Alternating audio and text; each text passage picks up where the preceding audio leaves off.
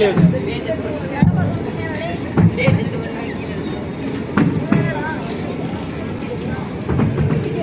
Sir என்ன sir பண்றாங்க இங்க?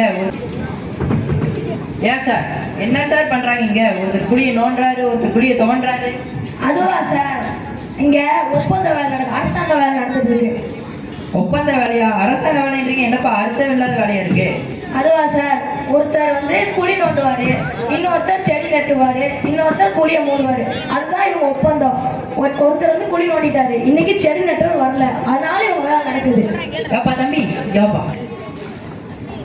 என்னப்பா வேலை இது? ஒருத்தர் நோண்டுறீங்க, ஒருத்தர் குழி மூடுறீங்க, ஆனா செடியே வைக்கலையாப்பா. இதனால மக்கள் வரி பண்ண வீணாக உங்களுக்கு தெரியலையா?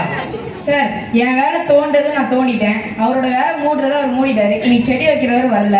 எங்க அதிகாரிட்ட சொன்னா, நீ ஏன் அடுத்தவரை பத்தி கவலைப்படுற, நீ உன் வேலையை பண்ணுறது, நாங்க என்ன சார் செய்ய முடியும்?